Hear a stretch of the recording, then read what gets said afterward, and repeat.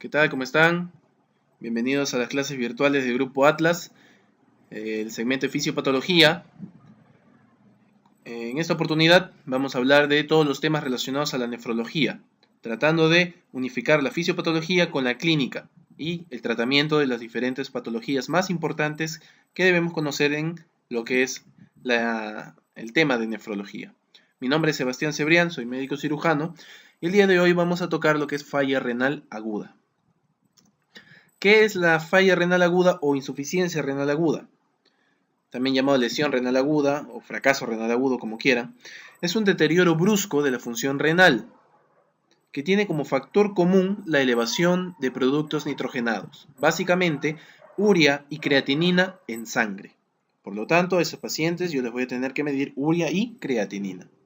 Normalmente se establece en el transcurso de días, de horas o de días. Si aparece en un periodo entre las 3 semanas y los 3 meses, será una insuficiencia renal subaguda. Importante saber que la falla renal es potencialmente reversible. Por lo tanto, yo tengo que utilizar todo el arsenal terapéutico que puedo tener para recuperar la función del riñón, ya que si no lo trato adecuadamente, la falla renal va a terminar en falla renal crónica. Y eso es irreversible. ¿Cómo lo clasifico? ¿O cómo clasifico yo la falla renal?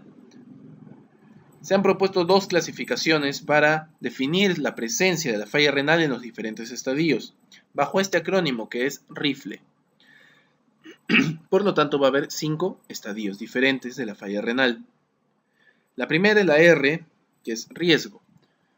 Nosotros, para definir lo que es el criterio de RIFLE, vamos a utilizar la creatinina en plasma, el filtrado glomerular y la diuresis del paciente. La R, que es riesgo, nos define que el paciente se va a encontrar en ese estadio cuando la creatinina basal esté aumentada en 1.5% su valor normal, el filtrado glomerular esté en más del 25%, y la diuresis esté en menos de 0.5 mililitros kilo hora, pero por un máximo de 6 horas. Cuando estos valores se incrementan, yo paso al siguiente estadio, que vendría a ser injury, daño o lesión. Cuando yo me encuentro en este estadio, la creatinina está aumentada en 2 veces el valor basal. La fracción glomerular sigue igual, descendida en más del 25%, y la diuresis se mantiene en menos de 0.5 cc kilo hora, pero por un tiempo más largo, 12 horas. Cuando esto se sigue intensificando, yo paso a la F, que es failure, fallo. En el fallo, la creatinina se encuentra elevada en 3 veces el valor basal o esta es mayor de 4 miligramos por decilitro, o hay un aumento brusco en 0.5 miligramos por decilitro. Entonces, si yo tengo un paciente que su basal, digamos, en algún examen de rutina fue de 0.7 y ahora se encuentra en 1.5, eso es el doble nada más, pero hay un aumento brusco de 0.5 miligramos por decilitro de un momento a otro. Entonces, eso también se puede clasificar como falla.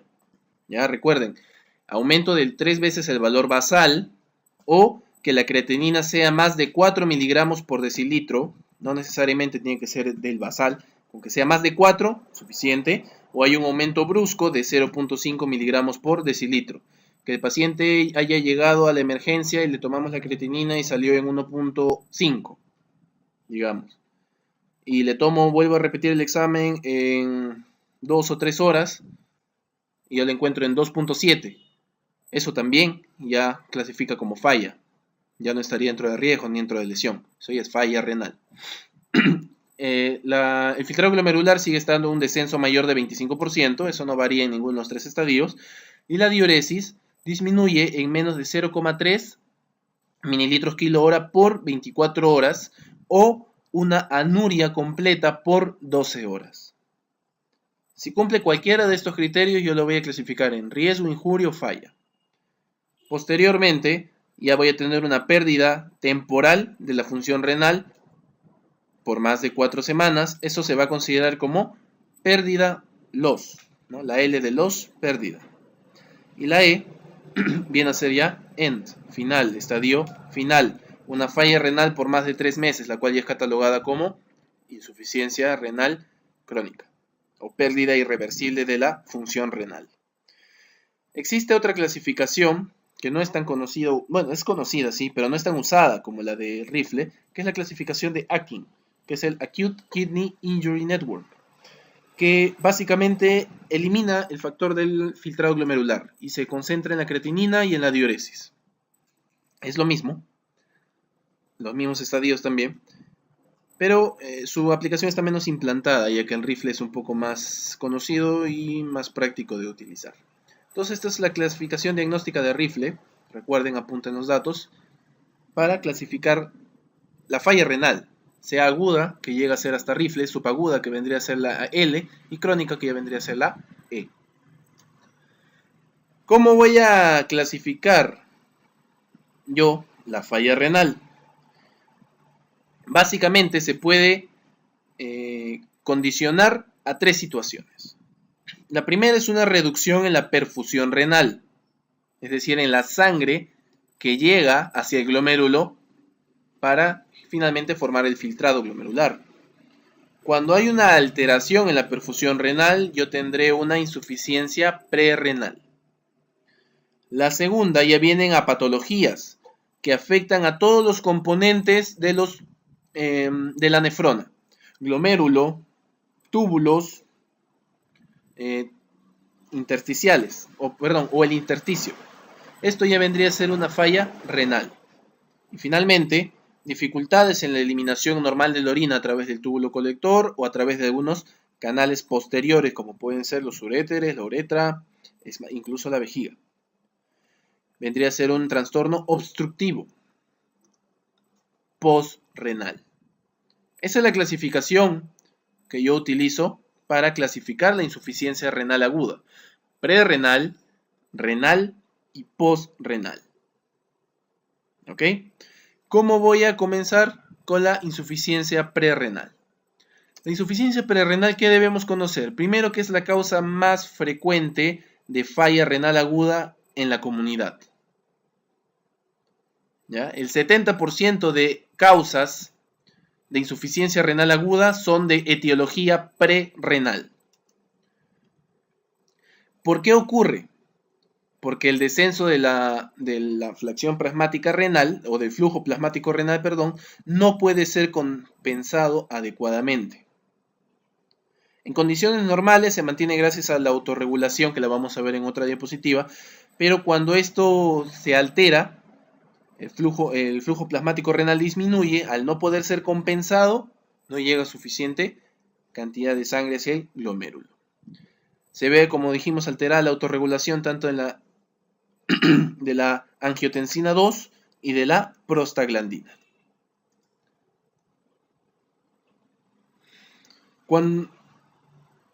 ¿Cuándo puede aparecer esta insuficiencia renal aguda prerrenal? Básicamente en 2 situaciones. Uno, cuando el descenso del flujo plasmático renal es tan grave que no se puede autocompensar. Es decir, la cantidad de sangre que le llega al glomérulo es tan baja que los mecanismos de autocompensación no son suficientes para elevar esa cantidad de volemia que le llega normalmente al riñón. ¿Qué casos tenemos? Hipovolemia. ¿Qué causas puede tener de hipovolemia un paciente? Deshidratación, por ejemplo, diarreas profusas, disentéricas, o cuadros de cólera, como hubo en los años 90, la epidemia de cólera, generaban hipovolemia. ¿Ok? Pacientes con hiperemesis gravídica severa, con trastorno de sensorio, deshidratación severa también por trastornos neurológicos, entre otras cosas. ¿Qué otras causas de hemorragia, de hipovolemias tenemos? Hemorragias también, como por ejemplo sangrado por un accidente de tránsito. En el caso de deshidratación también puede ser a través de la piel, a través de las quemaduras generalmente más de 30% del cuerpo. Y otra causa de hipovolemia son situaciones de tercer espacio, insuficiencia cardíaca, cirrosis hepática, síndrome nefrótico, malnutrición, entre otras cosas. Entonces eso va a ser una primera causa para que disminuya el flujo plasmático renal. No hay suficiente volumen de sangre, no le puede enviar obviamente al riñón esa cantidad que debería. Un descenso de gasto cardíaco, segunda causa. ¿Por qué? Porque las alteraciones en la contractibilidad del ventrículo izquierdo o en su dificultad del llenado disminuyen el gasto cardíaco. Al disminuir el gasto cardíaco hay menor porcentaje o menor volumen de sangre que le llega al riñón. Por ejemplo, un infarto de miocardio, una arritmia, un taponamiento pericárdico o una insuficiencia cardíaca. Aunque bueno, la insuficiencia cardíaca genera hipovolemia. En caso del descenso de gasto cardíaco, las etiologías que hemos dado: infarto de miocardio, arritmias y taponamiento pericárdico, como ejemplos más significativos. Otras son la vasodilatación sistémica, como cuál, ejemplo clave, shock séptico. El shock séptico lo que hace es generar una vasodilatación. Al estimularla, el receptor de endotelina ligado a bacterias, sobre todo gram negativas. ¿Ya? Eso va a generar vasodilatación. Al haber vasodilatación hay una disminución de la resistencia vascular, lo que disminuye la presión arterial. Al disminuir la presión arterial va a disminuir también la cantidad de volumen que llegue hacia el riñón. Y como último ejemplo, vasoconstricción de la arteriola aferente glomerular. Por ejemplo, en preeclampsia, síndrome hepatorrenal, hipercalcemia, entre otros. Al haber una vasoconstricción de la arteriola aferente, disminuye la llegada de sangre hacia el glomérulo, por ende, disminuye el flujo plasmático renal. Esas son las situaciones cuando disminuye el flujo plasmático renal. Ya hemos visto hipovolemia, descenso de gasto cardíaco, vasodilatación sistémica y vasoconstricción de la arteriola aferente. Otra es cuando se ve alterada la autorregulación de la angiotensina 2 y las prostaglandinas. Y para eso tenemos que ver este gráfico, donde tenemos acá la arteriola aferente, el glomérulo, la arteriola eferente. ¿De acuerdo? La arteriola aferente y eferente tienen reguladores. Nos acordamos con esta mnemotecnia, o EPA. La arteriola aferente va a estar regulada por el óxido nítrico y por la endotelina. Y la eferente por las prostaglandinas y por la angiotensina. Entonces, siempre va a haber un vasodilatador y un vasoconstrictor predominante en cada lado. Óxido nítrico, vasodilatador, prostaglandina, vasodilatadora, endotelina, vasoconstrictora, angiotensina, vasoconstrictora. ¿Qué pasa cuando normalmente yo tengo una disminución del flujo plasmático? Va a haber vasodilatación del aferente y vasoconstricción del eferente para que le pueda llegar más sangre y se quede esta sangre en el glomérulo. Pero ¿qué pasa si yo la altero? Por ejemplo, en hipovolemia, ¿no? ¿Qué pasa si yo la altero con medicamentos? Con los inhibidores del receptor de angiotensina tipo 2 o con inhibidores de la enzima convertidora de angiotensina. Cuando yo utilizo los bloqueadores del receptor de angiotensina 2, estoy eliminando el vasoconstrictor acá. No hay vasoconstrictor, la sangre sigue circulando rápidamente por la eferente y no le da tiempo al glomérulo de filtrarla. Entonces, se altera la autorregulación. Los YECAS también. Cuando yo utilizo YECAS, ¿qué estoy eliminando? Cuando yo uso YECAS, estoy eliminando la acción de la angiotensina. Porque no estoy formando y no la estoy llegando a formar. Y en el caso de los AINES de por sí ya están contraindicados. Hemos visto que son nefrotóxicos. ¿Por qué? ¿Qué hace el AINE? Inhibe la acción de las prostaglandinas. Al inhibir la acción de las prostaglandinas, no hay vasodilatación. Entonces no va a haber un mecanismo de autorregulación para que la sangre siga circulando. En el caso de la eferente, la hipovolemia, ¿ya? Entonces, Debemos recordar que básicamente las causas de autorregulación alterada generalmente son generadas por medicamentos, IECAS, AINES o BRAD tipo 2.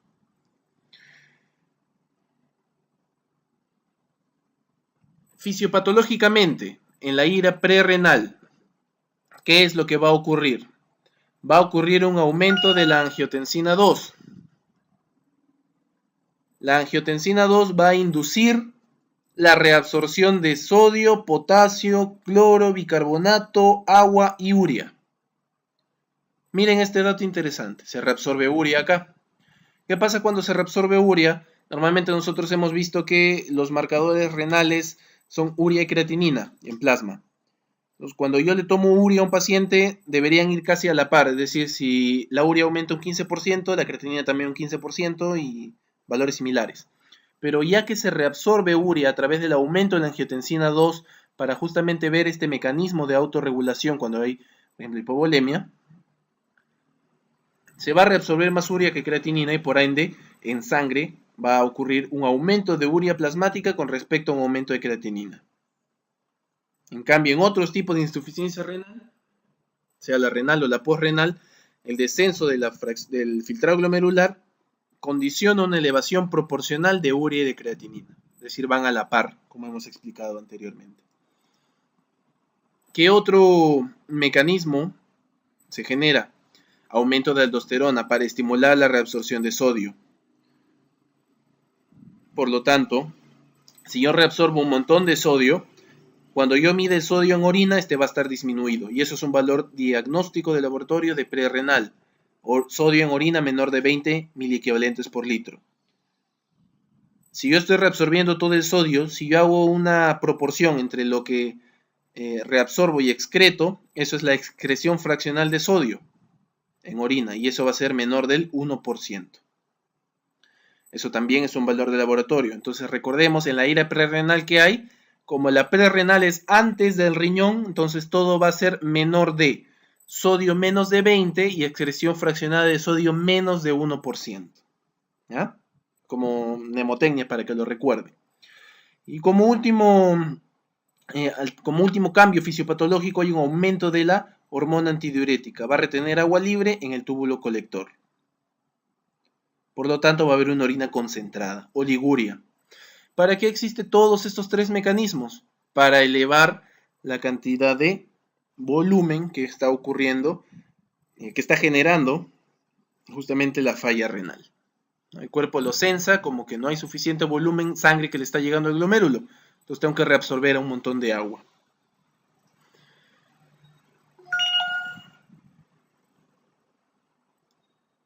Eso con respecto a la fisiopatología. Antes de entrar a hablar a ira renal, vamos a hablar un poco de su clínica. Básicamente el paciente se va a encontrar deshidratado, con sepsis o insuficiencia cardíaca, o la etiología que esté generando esa falla renal va a presentar una insuficiencia renal oligúrica, y hemos visto la razón por el aumento del ADH, con elevación de urea y creatinina, pero más urea que creatinina. Y con la orina concentrada, sodio menos de 20, fracción menos de 1 y una osmolaridad más de 500. Esos son los valores que nos van a ayudar con el diagnóstico de la ira prerrenal. ¿Cuál sería el tratamiento en ese paciente? Para empezar, tratar la causa de fondo. Si tiene una sepsis, si es volumen, reponer volumen, si es deshidratación, reponer líquidos, fluidos, etcétera, etcétera, ¿no? Básicamente tenemos que tratarla lo más rápido posible porque esta es una de las más comunes, pero también es una de las más fácilmente reversibles dependiendo de la etiología. Y si no la tratamos a tiempo, puede evolucionar incluso una necrosis tubular aguda. En tratamiento tratar con volumen, como les dije, en casos de, por ejemplo, sangrado, en casos de deshidratación. Y monitorizar al paciente de que no tengan alguna alteración hidroelectrolítica producto de esta pérdida de volumen. ¿Qué más debemos? En el caso de que tenga un tercer espacio, por ejemplo, como insuficiencia cardíaca, insuficiencia hepática, síndrome nefrótico, etc., tenemos que más bien disminuir el volumen intravascular. No, mejor dicho, está disminuido el volumen intravascular. Entonces tenemos que forzar la diuresis con furosemida, dosis alta. La furosemida viene de 20 miligramos, tenemos que dar la dosis elevada, 120 a 240 miligramos. Y luego una dosis de mantenimiento. Es decir, forzar la diuresis. Como se trata normalmente cuadros de insuficiencia cardíaca, de edema agudo de pulmón, de síndrome nefrótico, de ascitis, generalmente se tratan con furosemida. Y cuando hay disminución del gasto cardíaco, por arritmias o por taponamiento, tenemos que tratar con fármacos que aumenten la contractibilidad, inotropos positivos. ¿Ok? Si el paciente tiene síntomas congestivos, por ejemplo, una arritmia que está haciendo insuficiencia cardíaca o un taponamiento, y no responde a los inotropos, se puede añadir furosemida endovenosa. ¿Ya? Muy bien. Entonces ahora vamos a entrar a hablar de insuficiencia renal aguda renal. Básicamente, necrosis tubular aguda. Representa una lesión directa del túbulo. Esa es su primera etiología. Básicamente representa el 20% de la falla renal en la comunidad, pero intrahospitalariamente es la causa más importante. Eso recuérdenlo porque a veces se ponen especiales. ¿Cuál es la causa de IRA o de insuficiencia renal aguda intrahospitalaria? La más frecuente. Tú solamente te acordabas que era la prerrenal, no te acordabas en qué situación y gritas prerrenal y quedas mal. La renal es la causa intrahospitalaria más frecuente. ¿Ya? ¿Qué etiología tenemos de la IRA renal? La lesión directa del túbulo. Puede ser isquémica, como consecuencia de cualquier tipo de falla prerrenal que no fue corregida a tiempo, o puede ser tóxica, debido a tóxicos ya sea endógenos o exógenos. Los endógenos, hemoglobina por ejemplo, en una hemólisis muy intensa, mioglobina en el caso de rhabdomiólisis o bilirrubina en el caso de colestasis. Y los exógenos básicamente son fármacos, generalmente contrastes yodados, antibióticos como aminoglicósidos o glicopéptidos, algunos anestésicos, los AINES, causa importante, ¿no? Y bueno, ya algunos productos industriales, disolventes, mercurio, plomo, etc. Entonces, estas causas van a ser lesión directa, van a atacar directamente al túbulo renal. Y tenemos también lesiones indirectas del túbulo, que generalmente son secundarias a lesiones debidos a otras patologías que afectan el parénquima renal. Glomerular, glomerulopatías primarias y secundarias, o glomerulonefritis primaria y secundaria. Vascular, como por ejemplo vasculitis, puede ser vasculitis, la panarteritis nodosa, puede ser glomerulomatosis de Wegener, entre otras vasculitis que existen. Ateroembolismo, trombosis de grandes vasos, coagulación intravascular diseminada, entre otras. Y túbulo-intersticiales, acá ya es una etiología medio rara, es la nefropatía túbulo-intersticial inmunoalérgica. No es importante que lo recuerden, no es una patología tan común, pero puede ser causa de ira renal por lesión indirecta. Y finalmente tenemos la obstrucción intratubular, que puede ser por ácido úrico o por la proteína de Benz-Jones, que suele aparecer en cuadros de leucemias, o de mielomas, mejor dicho, y fármacos como indinavir o sulfonamidas. Entonces, estas son las tres causas: lesión indirecta, directa y obstrucción intratubular. ¿Cómo es la fisiopatología de la ira renal? La isquemia va a producir una menor presión capilar y eso va a predisponer a un flujo tubular lento. La necrosis celular tóxica o isquémica produce que se desprendan las células tubulares de esta membrana basal, caen al interior de la luz y estos detritos obstruyen la luz, aumentan la presión intraluminal de manera retrógrada, es decir, aumentan la presión de los túbulos a través del asa de Henle, túbulo proximal y todo lo demás, llegan a la cápsula de Bowman. Al aumentar la presión de la cápsula de Bowman, se frena el filtrado. Y se va a seguir potenciando esta falla renal. La clínica básicamente se instaura en 3 estadios: la instauración, el mantenimiento y la resolución. Bueno, es lo que habíamos hablado, se frena el filtrado, ¿no? El diagnóstico, ¿cómo lo vamos a hacer? El diagnóstico generalmente suele ser lo opuesto a lo que tiene la prerrenal. Como habíamos visto, ¿qué diagnóstico laboratorial teníamos acá? Una fracción de sodio, una sodio en orina menos de 20, un porcentaje de fracción de sodio menos de 1 y una osmolaridad mayor de 500. Una relación, de urea creatinina más de 40, como hemos dicho, en la prerrenal se reabsorbe más urea, entre otras. Pero lo más importante son las de sodio, la osmolaridad y la excreción fraccionada de sodio. Cuando esto no aparece, es decir, cuando aparece un sodio en orina más de 20, una excreción más de 1, una osmolaridad menos de 350, podemos investigar una causa renal, ¿ya?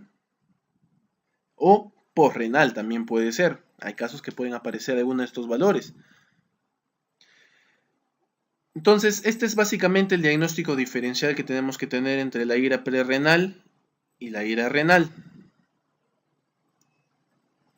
Pero tengo causas, o habrá alguna causa de falla renal parenquimatosa o renal con fracción excretada menos de 1 y sodio menos de 20, sí.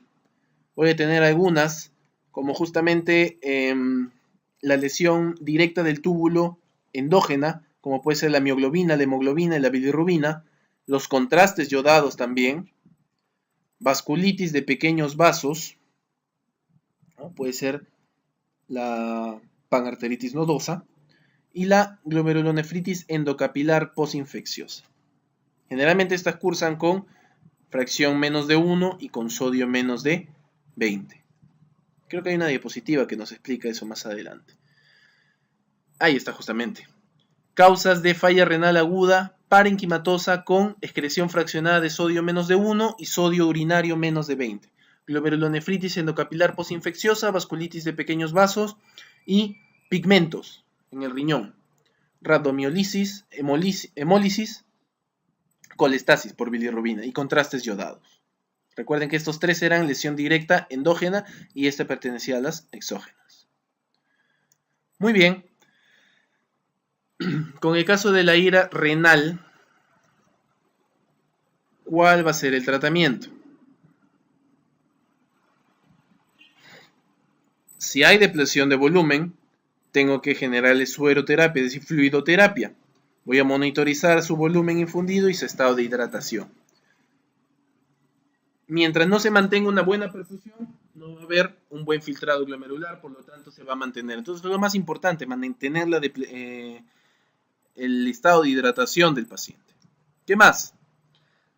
Si hay sobrecarga de volumen, más bien tengo que hacer restricción hídrica y administrar furosemida endovenosa. Y tengo que corregir algún trastorno hidroelectrolítico que pueda haber. ¿Cuándo se corrige el bicarbonato? Cuando presenta más de 18 mil equivalentes por litro, menos de 18 mil equivalentes, y el potasio se corrige cuando es mayor a 6. Cuando el paciente no responde al tratamiento sintomático y presenta signos clínicos o alguna alteración de laboratorio que comprometa su vida, se le puede hacer diálisis. ¿Y cuáles son las indicaciones de diálisis en la falla renal aguda? Esto es importante porque esto siempre suelen preguntarle en los hospitales. Una disnea o una sobrecarga de volumen que no responda bien a los diuréticos, falla edema agudo de pulmón, por ejemplo, ¿no? Que es la causa más ya severa. Yo tengo una causa de disnea por un paciente que está con sobrecarga de volumen, le estoy haciendo restricción hídrica, le estoy colocando la furosemida a dosis correcta, pero el paciente sigue con disnea, diálisis. Hipercalemia severa, que no ha respondido al tratamiento médico, le he dado insulina, le he dado nebulización con salbutamol, le he dado cayexalate, el paciente sigue con hipercalemia. Entonces no responde al tratamiento médico, diálisis. Igual, una acidosis metabólica que no responde al tratamiento médico, le estoy dando bicarbonato, sigue mal, diálisis. Y cualquier causa de uremia, encefalopatía urémica, pericarditis urémica, convulsiones, gastritis urémica, entre otras cosas. Básicamente esas son las 4 causas de diálisis inmediata, sin necesidad de estar primero tratando, primero viendo qué pasa. No, de frente le haces diálisis si tiene esas 4 causas. Tiene su hipercalemia, le das tratamiento un rato, le tomas nuevamente el potasio, sigue en 6 o en 7. Wow, ¿qué tal gallo? Perdón. Sigue en 6 o en 7, diálisis. En el caso de la ira postrenal, también llamada obstructiva, se produce cuando hay una obstrucción brusca de la vía urinaria. Hay un aumento de la presión de orina de modo ascendente, algo así como pasaba en la obstrucción intratubular por los detritus, ¿ya? Y generalmente es la más infrecuente, 10 a 15% en la comunidad, y la mayoría se debe a patología prostática, sea hiperplasia benigna de próstata o sea un adenocarcinoma prostático. Pero tenemos diversas etiologías diferentes: litiasis, coágulos, tumores, estenosis, malformaciones congénitas como riñón en herradura también, vejiga neurogénica, reflujo vesicoureteral, entre otras cosas. Aunque bueno, la disfunción neurógena generalmente es más frecuente en niños, ¿no? Litiasis, coágulos, tumores de adultos. Malacoplaques de niños también, hiperplasia varones, adenocarcinoma prostático adulto mayor, entre otras. Lo más frecuente es hiperplasia y adenocarcinoma, es decir, esta causa es más frecuente en varones. Y va a depender pues de la etiología, de la localización. Mamich intraluminal, intraparietal, compresión extrínseca, disfunción neurógena. Eso generalmente no suelen preguntar, afortunadamente, pero ahí tienen la etiología dependiendo del nivel. La causa más frecuente, esto sí recuerden, de obstrucción unilateral es la litiasis. Y la causa más frecuente de obstrucción bilateral es la hiperplasia de próstata. Como dato. El volumen que yo voy a medir en un paciente con ira postrenal es muy variable. Si la obstrucción es completa, puede haber anuria, pero si es incompleta o unilateral, puede ser una diuresis normal. Incluso cuando hay una fase de descompresión, suele haber incluso poliuria. Entonces la diuresis no me va a ayudar mucho. Básicamente estos pacientes van a tener concentraciones normales de sodio, de potasio, debido a que el urotelio va a actuar como una membrana semipermeable. Su diagnóstico, más que laboratorial, es ecográfico. Para demostrar una dilatación de las vías urinarias, se puede hacer una urografía excretora para ver si es que hay un reflujo, entre otras cosas. Pero a diferencia de la ira renal y prerenal, el pensar en tomarle urea, creatinina, medir la diuresis, medirle el sodio en orina, no nos va a ayudar mucho. Acá nos ayuda más una ecografía. Por lo tanto, ¿cuál es su tratamiento? La etiología de fondo. Descompresión de la vía urinaria. Sondaje, si la obstrucción es supravesical, puede incluso hacerse un tratamiento dependiendo de la etiología, puede hacerse una nefrostomía percutánea, entre otras cosas.